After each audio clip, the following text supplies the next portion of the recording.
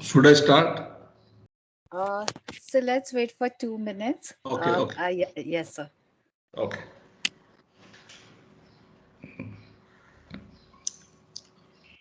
Sir, if you look at the chat, you will find that many have written that it is really well explained. Thank you.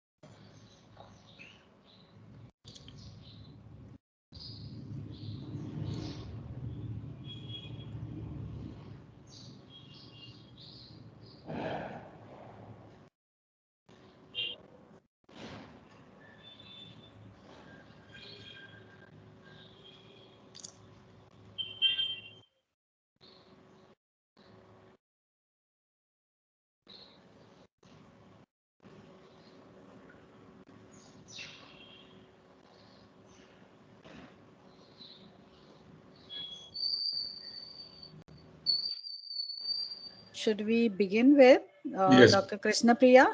Yes, yes. Yes, we should start because we told them Okay. 10 minutes to 5. It's already 10. Yes. Okay. So Thank you very much. Okay. So now I have actually explained the first component of soft computing, namely fuzzy set theory for handling ambiguity as well as for reasoning capability. Now I'll explain learning and adaptation in pattern recognition problem. Next, uh, challenging issues, how to learn and then adapt to them. So there is the role of artificial neural network, because today when you talk about deep learning, you have to have the basic idea about artificial neural network. And if you have, and in order to have basic idea of neural network, you have to have idea about pattern recognition. Without knowing pattern recognition, if you jump here, it may lead to just a disaster.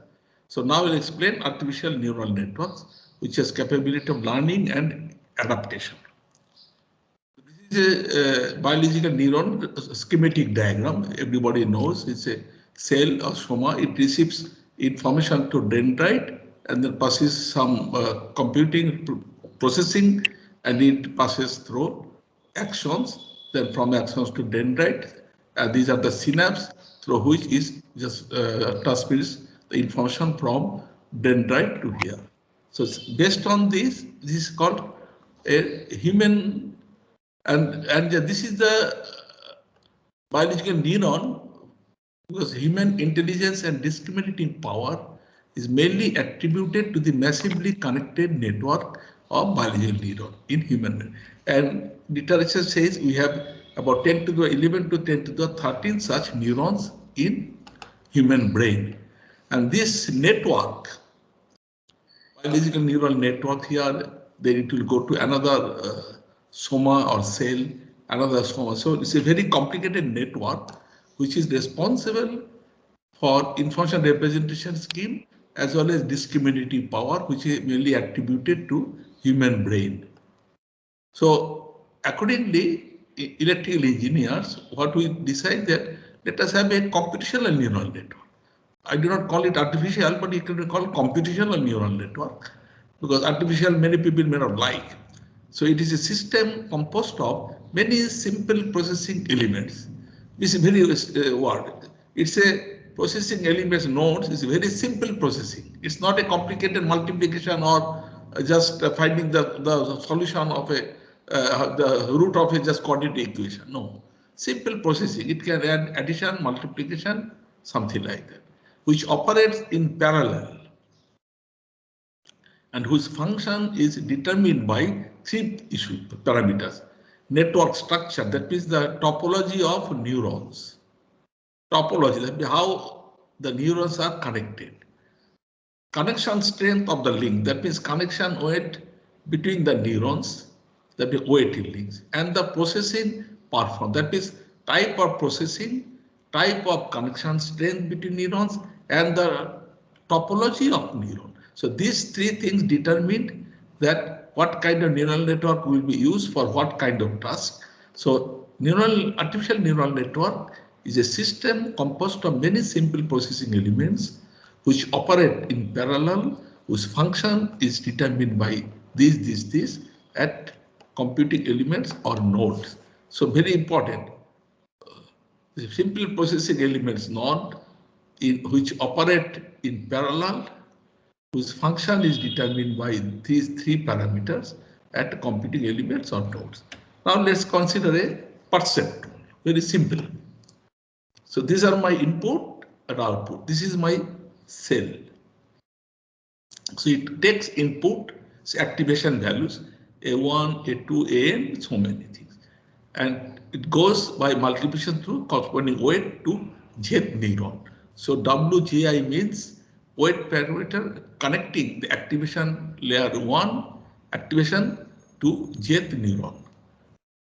So basically you take, and this is called bias. That means it's a constant value. I will explain the significance in the next slide. So let's consider its bias. It just, you may put it, you just may not put it also afterwards. But let's consider today, right now, it's a bias called A0, and this is also unit 1. So having this, I can write A0, this, A0, A1, A0 into this, A1 into this, A1 into this. So all together coming here as a summation. So net input to the unit, jth unit or the jth neuron is called Sj, which is nothing but summation of Ai into Wij, where I equal to 0 to 1 to n. So in order to have this nice expression, so we have put it A01. And output, and the output of the, this is input, and the output of the neurons will be by giving a transform function f. And AI is the activation level or input I. So this is my input summation. Keep it in mind, this is Sj, and the output will be by giving a transformation function over this S. Now this transformation function is basically a two-state threshold function. That means if this S values exceed 0, I call it 1, otherwise call it 0. That means every neuron, each neuron is responsible to generate two regions. If it exceeds 0 or 1. In general, decision boundary is linear. Because it is, why it is? It's because I'm just showing you. And this is the equation of the input A1, and I assume that A0 activation value of the bias is 1. Therefore, I get this and also you see this, this is equal to y equal to mx plus c, state line equation, or A1 W1 plus B2 x2 plus c. So it is very interesting. So it's a linear equation. So Sj is equal to summation equal to 1 equal to 0 if 1. And this bias, this adjusts the threshold. That means it shifts the threshold value toward this side or this side. If it is 0, then it is from 1. Otherwise, it is just like y equal to mx plus c. C actually controls the bias, that is the slant of this equation of the straight line, whether it will pass through 0, 0 or through some other cutting across the y value or from positive side, negative side. So this is the input output. I get, this is the input. This is the input, I put it, and if Sj value exceeds 0, because if the 0 is this one, then I get one region for firing, otherwise not. And this is bias units provides adjustable threshold. That means whether the threshold will be towards this side or this side. This is a simple two-state neuron which can generate a linear decision boundary. Very simple. So what is the learning strategy? It's called delta rule. You present a set of input because it is a supervised system. So you present a system of input and get output. And since you know the output, because it is a supervised system, given input, you know the output, which class Therefore, given this input and output, and if the output does not match with the desired value, with the desired information, then you compute the error. The error expression is a delta, is the target output minus actual output. So you present a set of input patterns to single layer perceptron, then adjust these weights until the desired output occurs for each of them using weight at t plus 1 instant of the ith weight equal to its just value at the tth instant plus eta times and A1 times the error. Because if you have more activation value, then this additional time will be more. And also put the learning rate, that at what learning rate you want to adjust. Is it fast learning or it is a slow learning? So depending on the value, you put it between 0 and 1. So this is the typical delta learning rule we use for perceptron. That is, you give a set of input patterns to a single layer perceptron and you compute the error. Error means what you get the output and what is the desired output. You take the difference, that is your error delta, and so that you make the correction equal to previous weight plus a fraction of this delta. The fraction is determined by eta and ai. Very interestingly, if you have these two classes of problem, pattern nation, because now you have seen the similarity with this perceptron with our that just Bengali Punjabi relation classification. It is just simple linear boundary. It's a two-class problem. So here you see the perceptron, here it will work because you need to have generate one neuron is enough. Here, for example, you need one neuron, two neurons, three neurons in order to generate this one. So here, similarly, here you need so many because each neuron generates a single layer decision boundary. Therefore, here perceptron fails. Single layer perceptron will not work. You need multi-layer perceptron. And this multi-layer perceptron means basically it learns from example. Similarly, here this is XOR problem. You cannot generate by one. See, if both x-axis and y-axis have same value, 0, 0 or 1, 1, this is one class. And if one of them is 1 and another 1, 1, 0, then you have this class. So it's a XOR problem, everybody knows. It's not linearly separable. So you need multi-layer perceptron. So what is the beauty of the multi-layer perceptron? It learns from examples. That if you give to the system, if input is A, then output is B. Nothing. If input A, then output B. If input A plus, output B plus. If input C, output D. You give some examples and the machine will learn automatically the relation between them. If the relation exists, and it will encode the relation, whatever complicated it is, into weight parameters. So once you have a trained multi-layer perceptron, means that is basically a knowledge base. That means the train, you have learned the characteristic of Bengali, Punjabi, Oriya, Tamil, all those communities in a such multi-layer perceptron network, and where these WI values indicate the knowledge, because all depends on these WI values. So therefore, multi-layer perceptron became a good candidate for machine learning. It can learn automatically given input samples like X, if A, then B. If A, X, A dash, then B dash. If C dash, then D dash. So you give me thousands or 10 or 50 samples as input and output. I know the target value output. So I can encode the relation if there exists a pockets of relation. That means if the data has pockets, it will automatically converge. If the data does not have any pocket, then it will always oscillate. It will not converge. So good, becomes a very good candidate for machine learning. So that's why it was so popular in 80s, because you need not, and also it is non-parametric. That means you do not need to know the distribution of the data. Fuzzy logic also non-parametric. This is also just non-parametric. And this is a very, very interesting thing. So XOR problem you must be knowing if both are 0, 0, 1, 1, or both one of them is 0 or 1, 1. Now, what are the major characteristic of artificial neural network? Adaptivity to new environment, just like human being. Whenever they go to a new city or settle down in a new environment, they can nicely adjust themselves.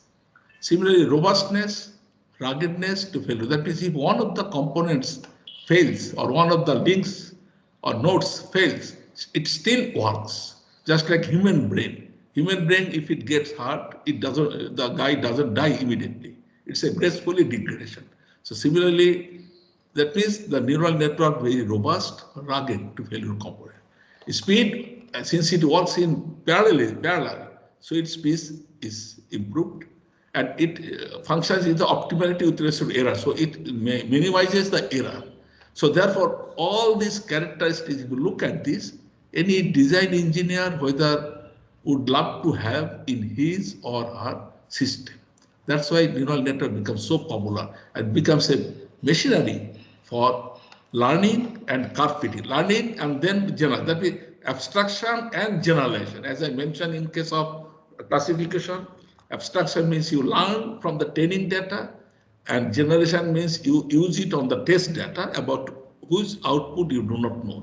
Here also, the multilayer perceptron, for example, you learn the structure of Bengali, Punjabi, all classes, etc. It's called abstraction. Then you take any unknown from any part of the country for which the network has been trained. Mind it one. If the network has not been trained for any community, don't cheat the system. So then you take any unknown and then make it's called generalization. So this is the major characteristic of ANN for which the Patterson guys moved after this. So in the notion of pattern classification, ANNs provide natural classifiers. It's a very nice word, natural classifiers, because it has resistance to noise, it has tolerance to distorted patterns or images, that means ability to generalize.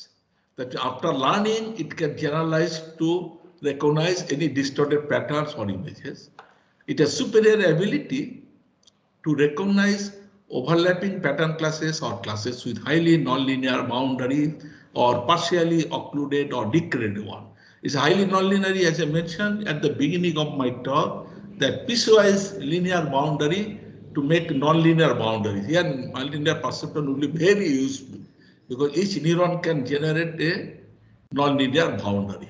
So therefore, if you have several number of neurons, either in different layers or in one layer, and then you can train them properly, you can generate any kind of nonlinear boundary between them to a approximate manner. And it has potential for parallel processing, and it is non-parametric. That means you do not need to know the distribution of the pattern samples. So these are the characteristics which made ANN very popular and natural classifier for patterning. It has supervised, unsupervised also. This is a supervised. Similarly, pattern system, you know that you need to tune the parameters. For example, the Y equal to MHC, you have to know MNC. In the case of neural network, if you have number of weights have increased tremendously, you need to make proper searching. So here comes the question of searching and optimization. Relevance of genetic algorithm. This is also a non-parametric method and biologically inspired technology guided by the principle of evolution and natural genetics. When I was working at, again, NASA, that time that subject evolved back in 90s because many great researchers used to come to NASA for funding, taking funding. So I had an opportunity to meet them. So then I realized that it will be a very good subject for the next decade or so. That's why I picked up the subject from there. Similarly, I have picked up some subject also from NASA by getting chance to get to know the big professors and also their funding, because funding trends decide which just subjects are just coming for the next decade.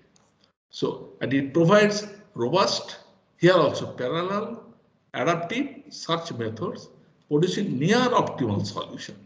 This is mostly important, near optimal, and this is one of the characteristics of soft computing. That means low cost solution, and it is suitable when the search space is large. If the search space is small, don't use this one, then it will be very expensive. When the search space, similarly fuzzy set also. If your classes are not overlapping, then don't use fuzzy set. It will be a disaster, don't expect. Similarly, for every technology has its their requirement and certain feature. So don't violate those features.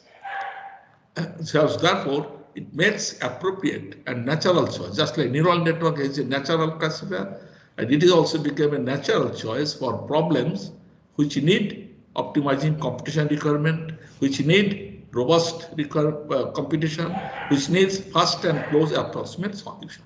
So this is a natural choice, and also again it is non-parametric. So what is this? It's called GA cycle of reproduction. Just in short, I think many of you know because it became a subject for the last 3 decades, quite big. Population, reproduction, modification, evolution. Just in scale. What is the population? It is a set of solutions. Given a problem, you start a set of solutions, and from this you reproduce the children. From the parents, they make reproduction. Popular reproduction, they make a children. And children, you modify it, you can modify children, and then you put the children subject to the society. You get evaluation. So you get evaluated children. So out of all those population, now you get some evaluated new population children. Now you have to put it back one. But here is a, it will be then, it is as a just space capacity. You cannot take all the solution. So you have to, there is some criteria to discard, that you arrange them in the descending order as per the evaluation criteria, and then you take the maximum what is available one only. But the beauty is that what population you get, this will give you a parallel solution. That if you get 10 number of such population is 10, that means for a particular problem you will get 10 such population. Means if it is a neural network, then you will get 10 sets of neural network which will work nicely. So this is beauty. So it's a parallel in the sense at one go or after certain go, you get a set of populations. So after that, you cannot put everybody. So you got population, then you got deleted members discuss. So that's which could not survive in the society, you discard them. Then from there again you select some parent best populations. You make your crossover, mutation, all kinds of new operations are there. Nice, fancy operations. So this is a population, reproduction, modification, evaluation. These 4 characteristics are one.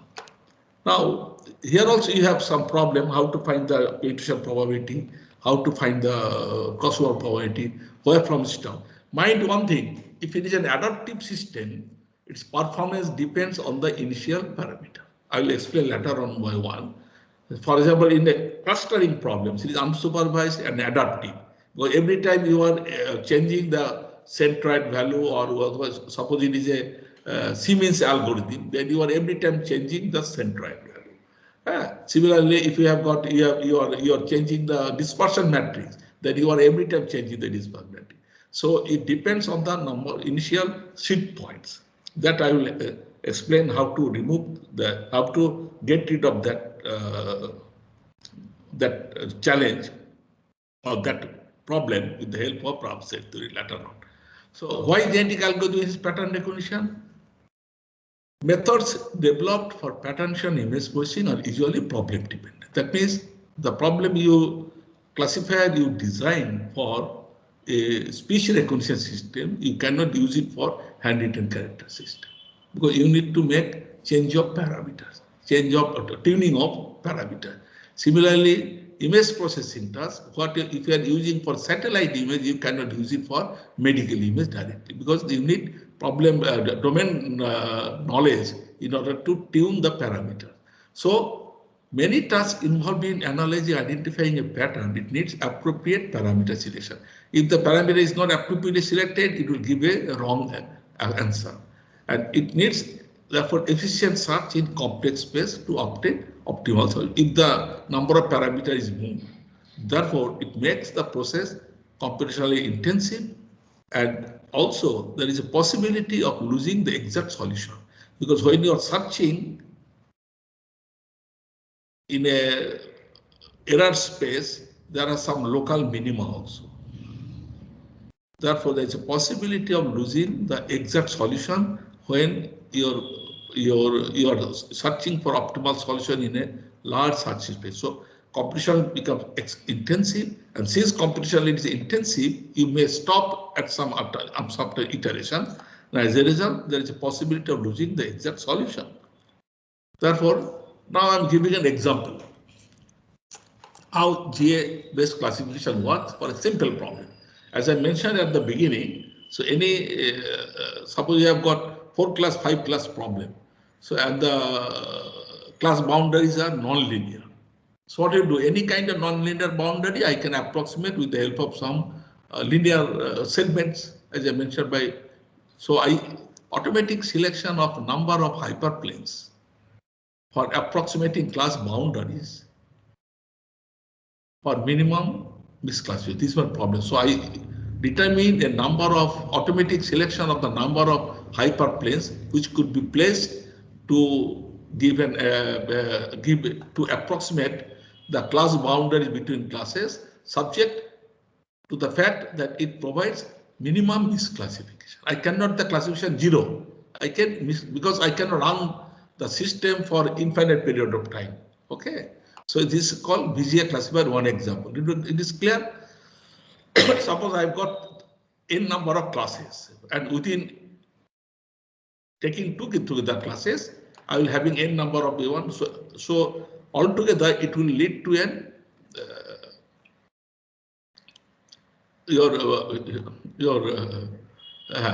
non-linear boundaries. So typical pattern problem, you do not generate the boundary. We train the classifier based on the centroid value, dispersion matrix, etc.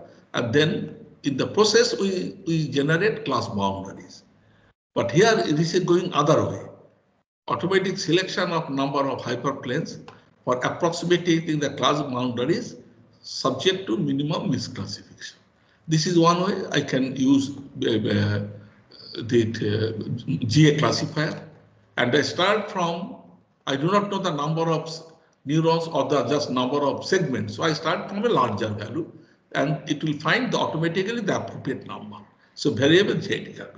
Another could be the while I'm making the crossover and mutation to generate new children or new solution, I do not crossover mutant any two to whatever I get by number.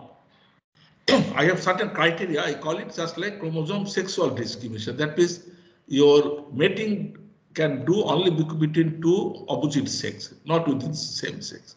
So some kind of discrimination if I impose, then I can reduce the competition. We call it VGCD. And it has robust searching ability, so suitable when the search space is large. Now we apply it to this same spot image data, Calcutta, as I mentioned before, shown you. This is a race course. This is a Garden Reach Lake area, Khidrpur Dockyard, which is going to the river. This is a Howrah Bridge, Hooghly River, Howrah Bridge, etc. That is in infrared band. Now, let us see those 7 classes in band 1, band 2, band 3. That is blue, red, and infrared. And those, what are the 7 classes? Say habitation, vegetation, open space, 2 kinds of water, then your null choice. So those 7 and concrete.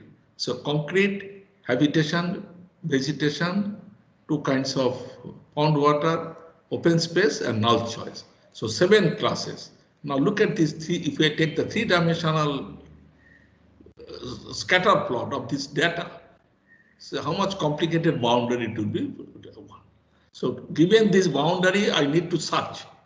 I cannot find any other rule so nicely acceptable. So this is my result. I take the, say, Zoom version of the race course. If I take the BGA classifier automatically, I get this one. If I get the with just chromosome discrimination, that is, I become first, I nicely extract the boundary. If I use Bayes classifier, I gain by this. If I use KNN classifier, very simple. K equal to 1, K equal to 3, K equal to root over n, where n is the number of training samples. Because selection of KNN classifier, this is very crucial. What is the, what will be the value of K? So if I can see the comparison, it gives like here we started from 15 and it landed to 13. Here it started with 15, landed with 10, but here it is nicely extracted. So this is the power of genetic algorithm as an example as compared to Bayes classifier, as compared to your KNN classifiers, because the data space, feature space, as you can see for 3-dimensional, for 7 class, so complicated. It's difficult to draw the boundary. And if you have 3000 runs, you can see that BGA classifier error reduces, and if you have BGCDA, it reduces faster. So variation of the number of points misclassified by the best chromosome. With here, each chromosome means one is the solution. Each chromosome is one solution, best chromosome. So that's why out of 10, if I say, I take the best chromosome with generation of BCD. Now let's comes to rough set. This is a newer topic compared to other things one, and this gives rise to the concept of granular computing also. Now rough set, what is rough set? This is explained by Professor Pawlak, 1982. This is the first paper. And similarly, when I was working at NASA, that time those East European scientists, they are very good in mathematics. They used to come for intern. Just like now we have teachers, students from different colleges and universities as interns for 2 months, 3 months. Similarly, they used to, because NASA used to fund them. So since they are coming on NASA fellowship, they used to deliver lectures. So I was attending those lectures. So what is rough set? Very interesting. Suppose this is an information system. X-axis, Y-axis, and these are my granules. That means within this, you cannot discriminate any point from X with the help of this relation between X and Y. If you add one more axis, then this size of the granule would be changed. It will be reduced. That means you get more finer granules. Now, what is the granule? Say, for example, in an image, regions of similar intensity or similar color, I can call a granule because I cannot discriminate them, right? Similarly, I can call every pixel as a granule. That depends on your problem. So if you go by finer granule, that you do not lose any information. If you go by coarse granule, you lose information and you make the system approximate. So this is the characteristic. So now having this granulated domain, this is my set, concept, whatever you say, some region, concept or set, blue, green. Okay. Now I ask you a question, what are the granules that would describe this set or that would constitute this set? What are the granules that would constitute this set? Now you can see that there is no unique reply or response to my query. Why? Because there are granules as marked by the yellow lines which definitely belong to this set. And there are some granules marked by the orange line which includes these granules also. They definitely belong as well as possibly belong because some granules are here. So these yellow line granules, they definitely belong. There are some granules here, they possibly belong. So this definitely plus possibly together, they constitute the red border granule. So this yellow border granules, I can call it lower approximation. That means definitely belonging. Definitely, sure, I have no doubt. And these granules I can call upper approximation, and upper subtract lower, you get the granules which possibly belong. That means they create problem, they create uncertainty. Now let me give an example. Suppose in a school, every section can be considered as a granule because that section in a school is determined either by age group or by sex or by marks obtained in the previous class. So every section has got different number of students. So this is my granule, crisp granule, that every section. Now some contaminated disease has been spread about the school. This is my set. So the next question, the principal has to make a decision whether which classes should be declared holiday. Just like now we have got COVID virus, some infected this year. So then what to do by the principal? Principal will first check if there are sections where all the students were infected. And these are the sections constituted by yellow, where all the students are infected by this green. So they all belong to this one. So these sections have to be declared holiday. There is no doubt. So it's called lower approximation.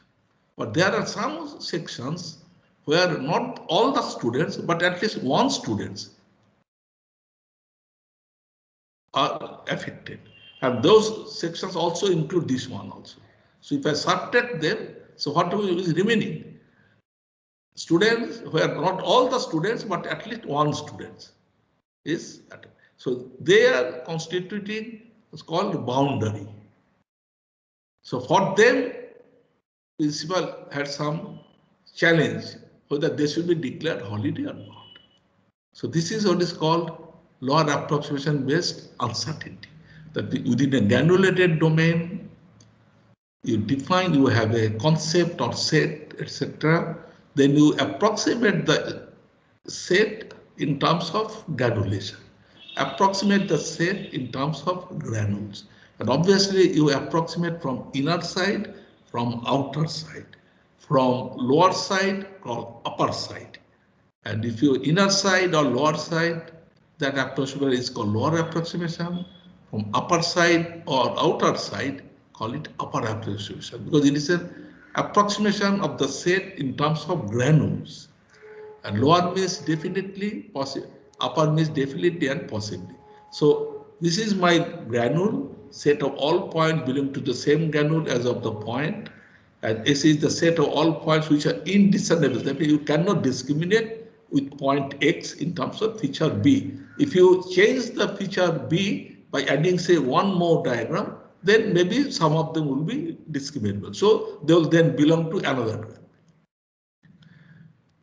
So approximation of the set in the universe with respect to feature subset, lower approximation granules definitely belong to X, upper approximation granules definitely and possibly. That means here are so all those granules belonging to X, all those granules for which the sex has non-empty intersection. Just like so upper granules means those granules which have non-empty intersection with this lower approximation. So non-empty intersection.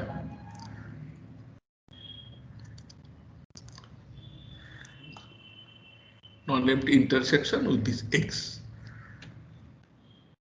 Non-empty intersection with this X. So if upper equal to lower, that is set is exact. That means there is no granulation, because it is called B definable, because it is inexact because of this granulation. If there is no granulation, there is no lower equal to upper concept. Those lower will be always equal to upper. So it is exact in terms of B dimension. It's called B definable. Otherwise, it is roughly definable. And roughness comes because of this granularity. So therefore, if you noted this, rough sets are nothing but crisp sets. Though the name is called rough, but basically it's crisp set, but with rough descriptions. See, set is crisp, but with rough description in terms of granules. So that's why if you ask me example of fuzzy sets, I can give you thousands. Long sleeve, large number, beautiful lady, blonde hair, so on. But if you ask me a ready-made example of rough set, I cannot give because set is crisp, but with rough description. So what we see after this description, that means a set X in the universe U has been approximated. So now to quantify this approximation, what you can define equal to 1 minus cardinality of the lower divided by cardinality of the upper. So if you look at this, if lower equal to upper, then is 1 minus 1, 0. That means if there is no granulation, then lower will be equal to upper and there is no roughness. So it's called measure of inexactness of X. Measure of inexactness of X. So if this is larger, then index, because if the number of granules which definitely belong, if this number is larger, then it will be 1 minus this, it will be less, so it will be low number of the sigma rho value will be also less. So measure of inexactness 1, and these are called lower and upper. Now the interesting thing is that rough sets are crisp set but with rough description. And this vague definition of X, because the definition is not well defined, it's vaguely defined in terms of lower and upper. This vague definition of X set, X in the universe, signifies the incompleteness of knowledge about you. And if there is no granulation, there is no incompleteness.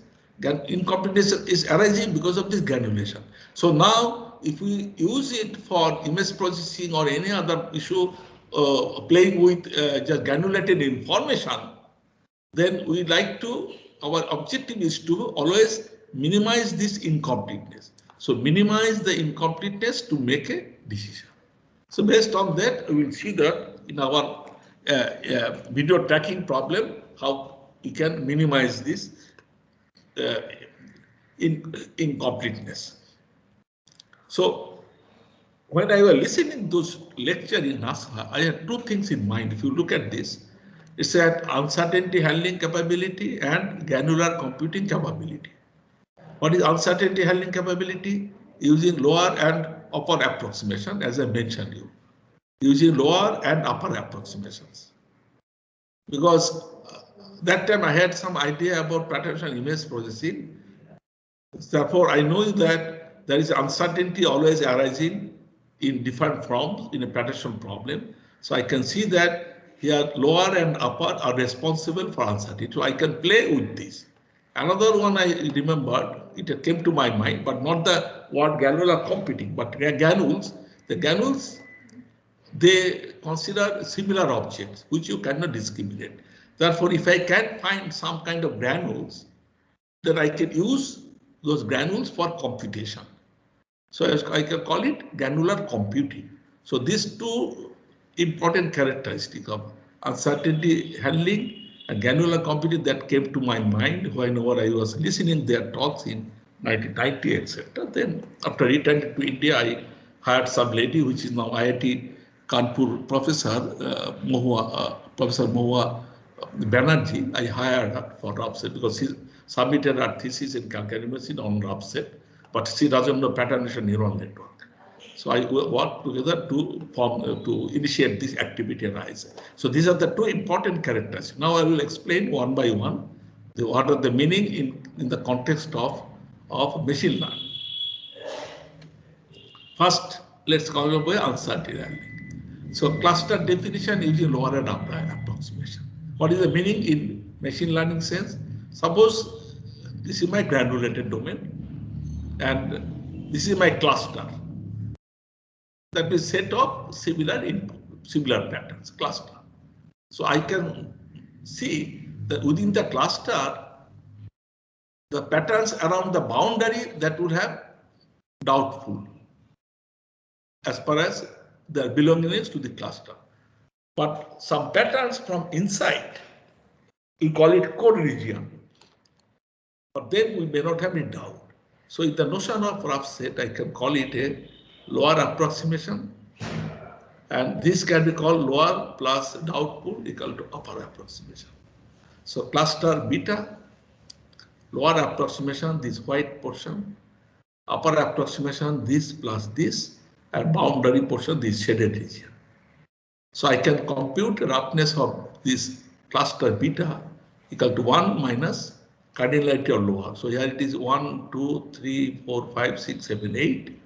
And here it is 8, 9, 10, 11, 12. So the count. So this is my as per Pawlow's definition. As per Professor Pawlow's definition, who assumed the set is crisp and granules are also crisp. Just like in my school example, every section is crisp. There is no overlapping. Section, this roll number to this roll number, they constitute the set. But in real life problem, we see that the set and the granule, or either both or one of them, they could be fuzzy. For example, in an image, since it is a gray tone image, I cannot define the boundary of an object. So object region is fuzzy. Similarly, if you have worked in image processing, you have played with window of 3 by 3, 5 by 5. So this 3 by 3 window, when you are moving, they could be disjoint, they could be overlapping. Okay, that means if I consider 3 by 3 window as a granule, so granules could be overlapping, granules could be discrete. Therefore, sets and granules can either or both be fuzzy in real life. And then, as I mentioned at the beginning of my talk, if one of them is, and the fuzzy means fuzzy sets are nothing but membership functions, right? So if one of them is fuzzy, then lower and upper approximation regions would be all fuzzy. Because if you look at this, suppose my set is fuzzy and granule is crisp. So if set of fuzzy means for all granules will have a degree of belonging in terms of mu value, whose value lies between 0 and 1. So my lower belonging and upper belonging both will be fuzzy set. So in that case, both will be fuzzy membership function. Then I can define the roughness of this fuzzy set beta, which is a fuzzy set, in terms of lower 1 minus cardinality of lower, cardinality of upper. That means the summation of all membership values of the granules within lower, and the cardinality, that means the summation of all membership values of these granules to the upper. So that time it will not be crisp, that means you cannot count, but you can add the membership values of each granule for belonging to lower and belonging to upper. So, and we can find it's called generalized rough set. That means when you incorporate fuzziness in set and granule or one of them, the lower and upper approximation set becomes fuzzy sets.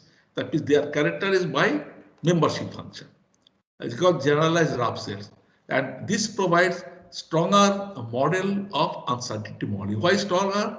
Because fuzzy set theory takes care of the overlapping concept and uncertainty arising from overlapping character, and rough set is taking care of uncertainty arising from the granularity. I'm not bringing probabilistic uncertainty, that is uncertainty arising from probability of occurrence of an event, that is uncertainty arising from randomness in occurrence of events. If you can bring it, it will be even more powerful.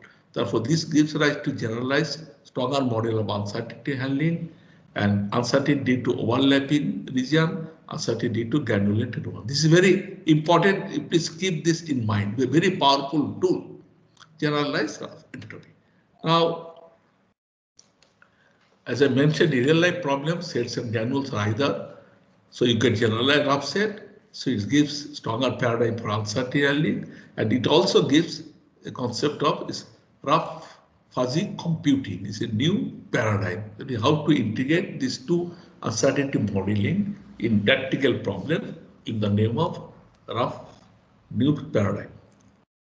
Now, before I describe these generalized subsets with different applications, I will explain information granule, because I explained uncertainty modeling in terms of lower and upper in a machine learning. Now I will explain information granule, a role of rough rules, granular combination. So initially I mentioned that you that these two concepts. So I have explained this in machine learning concept of view in terms of lower and upper. Now I will explain the granular information granules. Granular computing, you can know that granular computing, you perform operation in using information granules. What is information granules? Using rough rules. Very simple concept, I will explain. So suppose we have an object or region or a concept, whatever you think. See, simple. And it has first feature, second feature, low, medium, high. It could be crisp, it could be fuzzy, just as a toy example. So given this region, given this data set, given this concept, whether it is labeled or unlabeled, that means whether you know its origin or you do not know, whether the system is supervised or unsupervised. Rough set theory has a capability in encoding this approximately with the help of this rectangle. What does rectangle mean? This first feature is medium and second feature is medium. It's approximation. This is what is called. This rule provides crude description of the class using, it's called granule. It's a simple sentence. That is, given a data set region 1, I find some relation which will describe this region approximately. Why are we approaching? Because in most of the data mining problem, you do not need precise result. So once I have this approximation, I can find the quick result of this. In a certain case, if you need precise result, then you start from this point and then you go, instead of starting from the raw position. This is the beauty. So therefore, if you look at this, since there are two features, both of them have appeared, but in real life problem, all features will not appear. I will show examples. That is the bit. That is, it has the capability of reducing the dimension automatically. So it has capability of reducing dimension as well as representing in terms of granule efficiently to reduce the computation time. Therefore, rules characterize the granule can be viewed as, it can be viewed as a case or could be prototype also. I call it granule, but granule can represent as the, given this data, this is the prototype. Given this data, this is the case.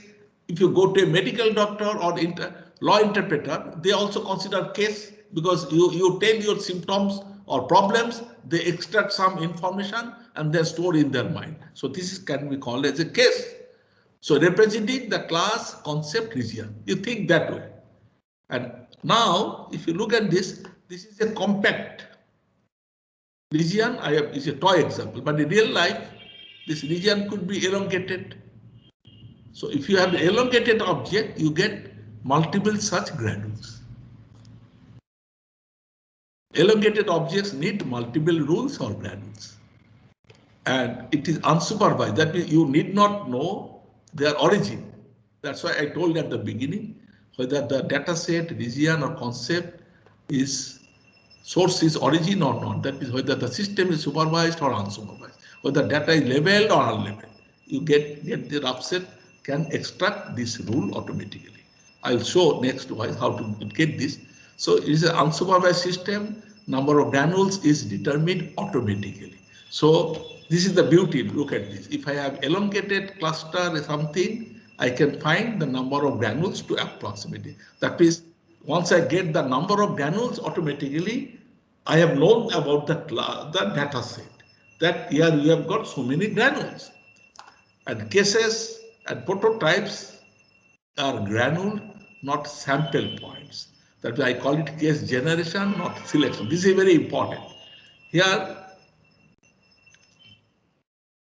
I call it a case generation. That means given this data set, this is my case I have generated. Why I call it case? Because it is not a subset of the original data. For example, if I have dimension 10, and I ask you to give me a set of 10 samples, then it is a set. But that set has same number of dimension. Therefore, dimension has not been changed. I call it a sample set extraction representation. Between case generation and case selection.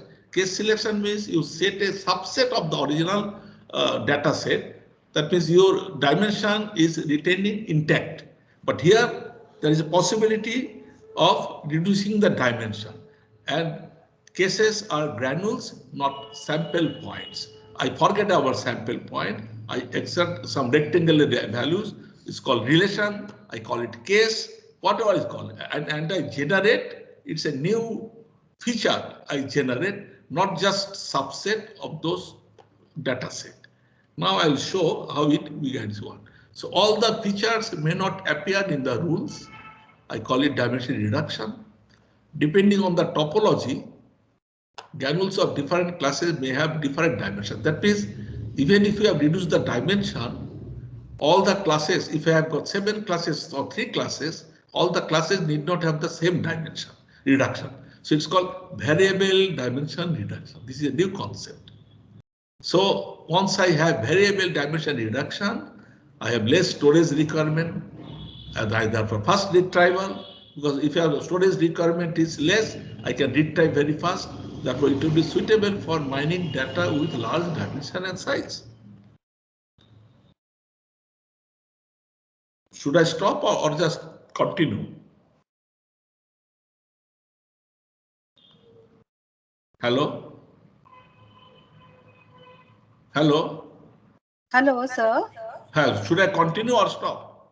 Sir, you can continue.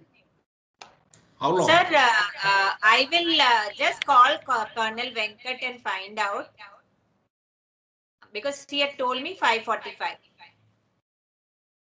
Yes, okay. So now this is the last, okay? Okay, sir. So now let's example of rough case generation. What is the one? How to find it? Suppose this is my decision table. I have objects, 5 objects belonging to 2 classes. And these are my features, F1, F2, F3, F4, F5. So this is my decision table, number of samples, classes are 2 classes, 3 samples from class 1. Now I find discernibility matrix for class 1. That means for class, out of the 3 samples belonging to class 1, what are the features in which there is X1, X2, X3 differ. So it is a 3 by 3 matrix. X1, there is no difference. X1 and X2, they differ in F1, they differ in F3. Similarly, X1 and X3, they differ in F2, they differ in F4. Similarly, if you consider X2 and X3, they differ in all F1, F2, F3, F4. So this is my discernible matrix for class 1. Similarly, I can find for class 2. Now, given this discernible matrix for class 1, I find the discernibility function with respect to class object 1 for belonging to class 1. So I consider object X1 first. Then I'll see the discernibility of X1 with respect to X2 and discernibility of X1 with respect to X3.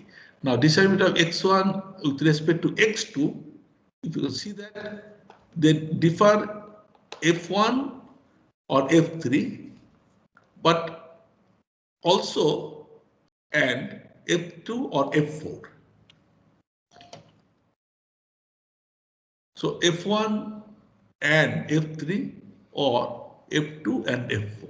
Similarly, for descending function considering object x2 from class 1, as I got it, F1, F2, F3, etc. Previous examples. Okay, one. Now I make it De Morgan's theorem and I convert it into AND OR formula.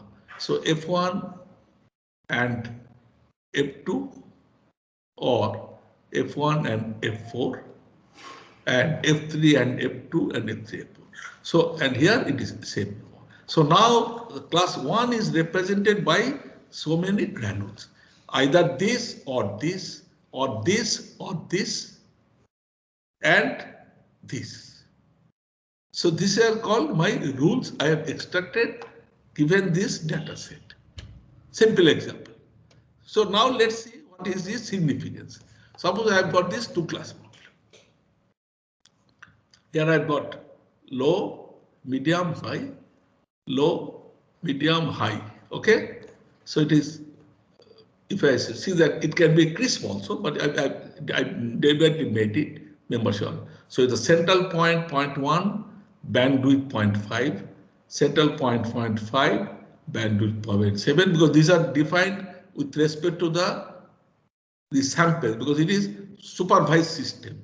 That means I know their level classes. So from that I have defined this low, medium, high, low, medium, high. Now I can see that this class is characterized by this rule. First feature is low, second feature is high. And this is first feature is high, second feature is low. So I have these two cases now. And here again you can see that all features are occurring, but in practical life they may not occur. I will show a real life example one. So now let's consider this toy example. So L1, L3, all features may not occur. Here this medium feature did not occur. First feature low, second feature high. Here first feature high, second feature low, or whatever it was. And these parameters, as I mentioned, for low, medium, high, this is the parameter low, medium, high. Therefore, by these two cases that I have got to characterize these two classes in terms of this relation or granule are basically dependency rules, where feature number 1 with centroid point and bandwidth, membership function, then centroid point and bandwidth. So there is no for medium, low and high, here it is high and low.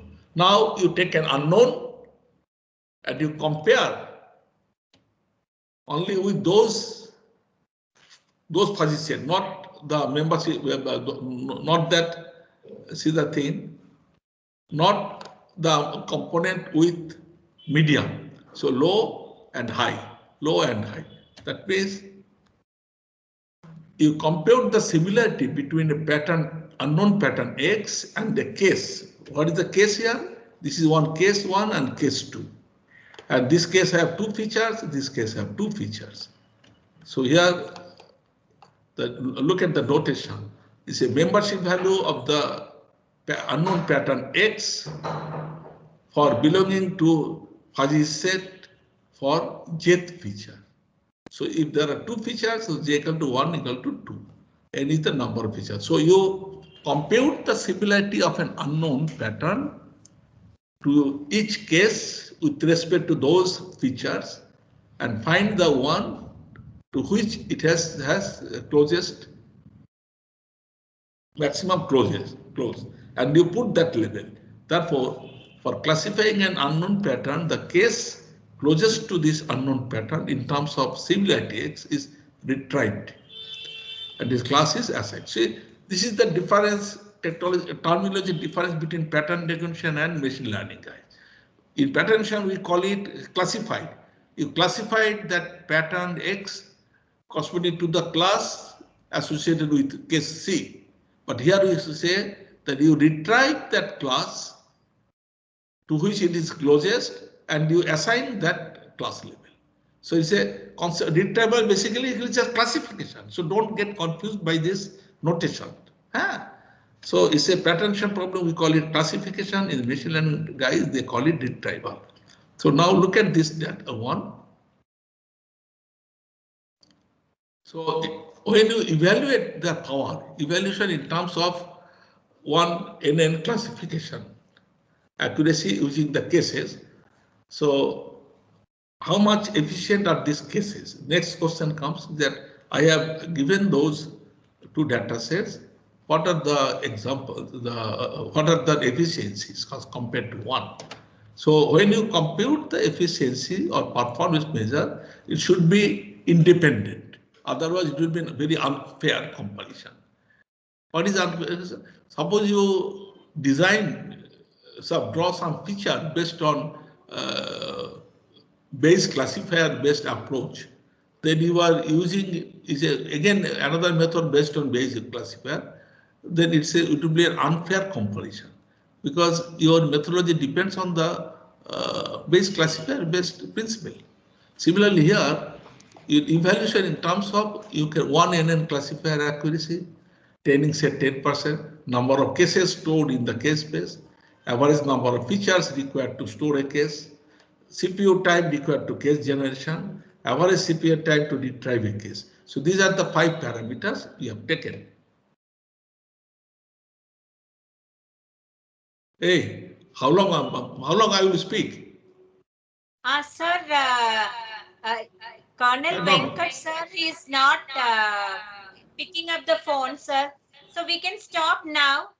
And any questions are there, we can take, sir. Yes. So request the participants to put, if there are any queries, to put it in the chat so that we can take it up. Also, I'd like to make one requestment that all participants please note that the link for the feedback form for today's lecture will be shared with you in the chat box. And it is mandatory for all the participants to submit the feedback form before leaving the session. Submission of the feedback form will be counted as the attendance for you. So please do fill this feedback form and submit. It will be considered or counted as the attendance for this session. Thank you. Yes, Professor Krishna Priya, you can announce. Yes. It is any questions are there, any queries, they can put it up in chat box and sir can take up the questions.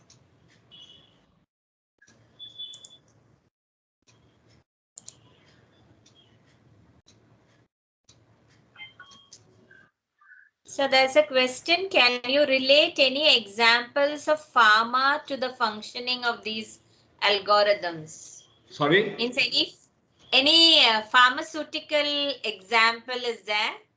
Person must be from the pharma field. You tell me you just tell me the problem, what kind of problem you're facing, then I can discuss. Because pharmaceutical problem, there are many issues. It's just done. He's asking for an example. Can you relate any example of pharma to the functioning of these algorithms? Which actually algorithm? These are all machine learning algorithm. I'm actually developing one by one, and I'm showing the power one. So in case of pharmaceutical, if you have got number of samples and then you want to build a model, a causal model, then you can use the neural network methods. If you have a just drug discovery problem, and then you want to have those your gene selection or those microRNA selection, that I will explain around in one, the feature selection problem. So you just frame out your requirement within this model. Thank you, sir. There are any more queries you can put up in the... So much I have explained the learning capability is a very naive manner for any decision-making problem given samples. So far, I have explained the uncertainty in a just data set arising from overlapping concept. This is always available with any kind of data whenever you are handling. I have explained how to optimize the parameter using genetic algorithm. Now I have explained that using the genetic algorithm, using the rough set theory, how to generate the approximated cases in order to leading for granular computing. That I will be explaining next day. And I will explaining with an example of this on your simple example on this iris data classification, that how the dimensional reduction is automatically just taken care of. Now you think in your farmer problem, what problem you are now facing. Because I have seen in pharmaceutical problem, learning is a issue. Learning is a issue.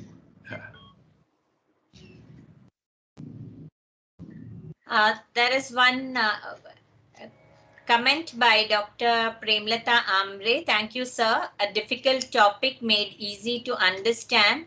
So how do we validate our results after achieving the results? We are using such studies for identifying the novel molecules for predicting their biological activities. Yes. That is a practical implementation strategy. See, that's why I mentioned you. First of all, let us have a design set. Sir, you can have water, sir. Design set, listen, this design set, you split it into training set and test set. You use training set to learn the model or design the model. Then you use the design test set to validate the data set. This is one way. Then you put it in the market. Hello? हाँ बोला ना madam. Hello? Hello, Shalaka, can you mute? Then you can put this model in the market, saying that my model is giving so much accuracy on my test data. Now, next question comes, how much validity is this test data?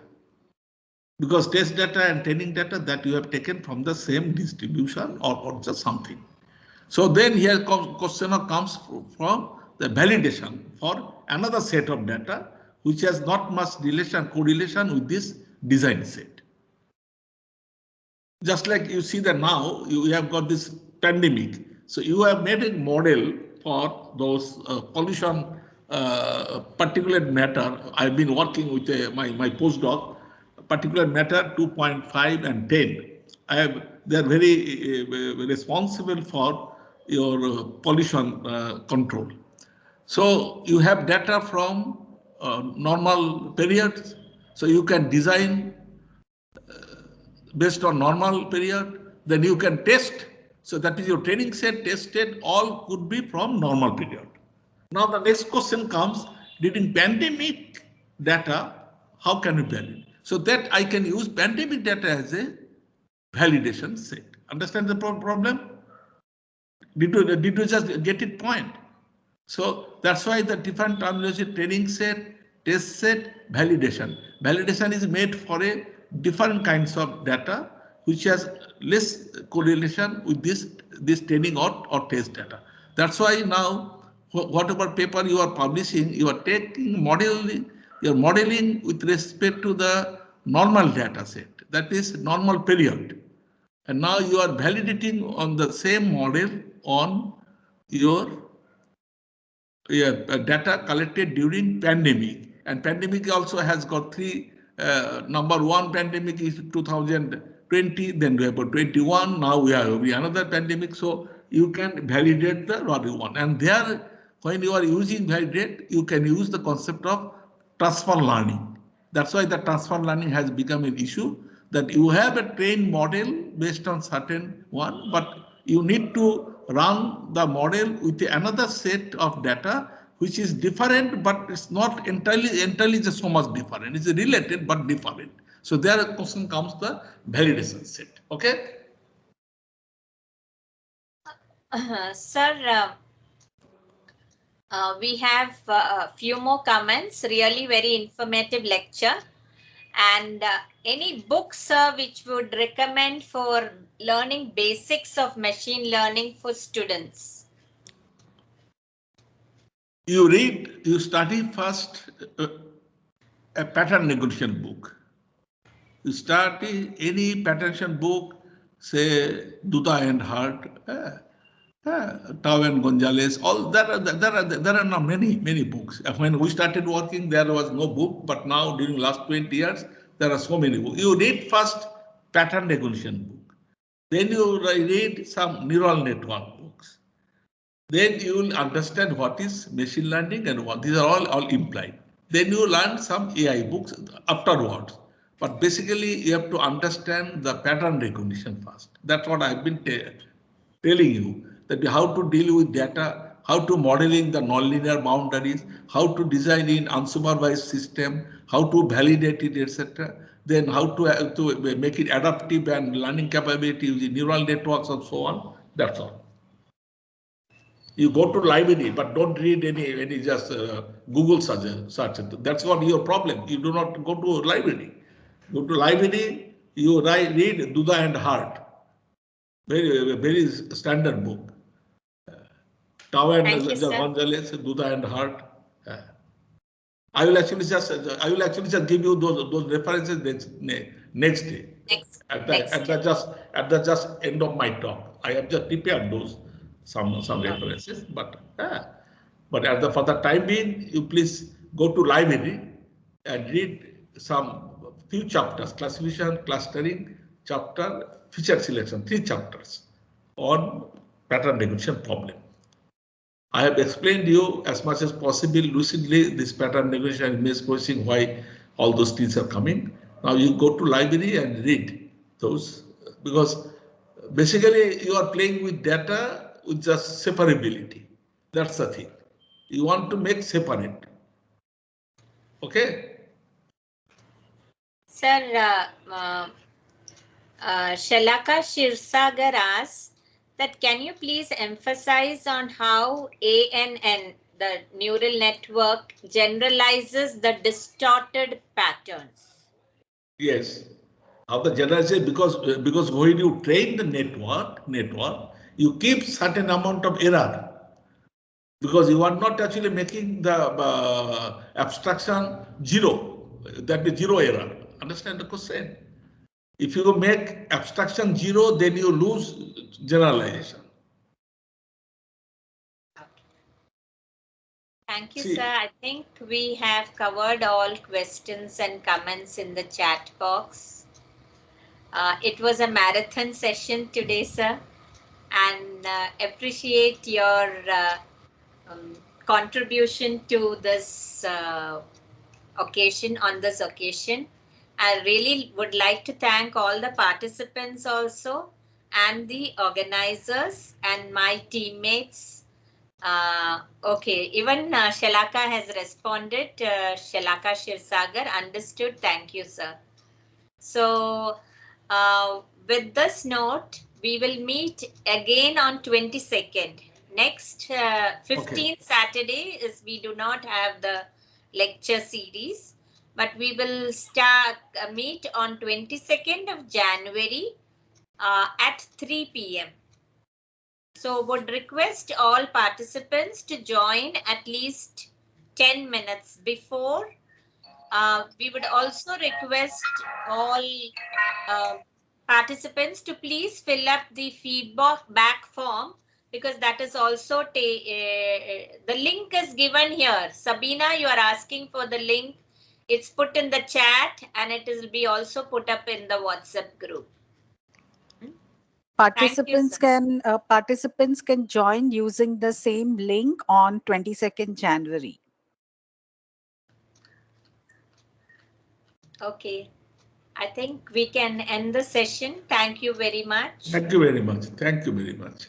Thank you very much. Should I now leave? Yes, sir. Yes, sir. Thank you. Thank you, sir. Thank you very much.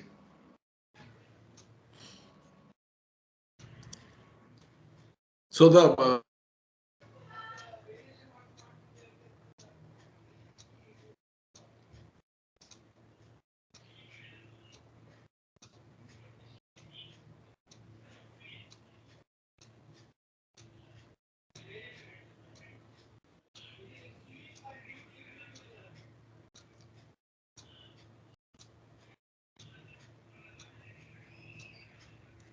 all of you please, fill the feedback form.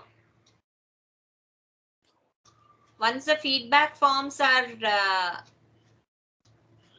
taken, then only we'll close the session.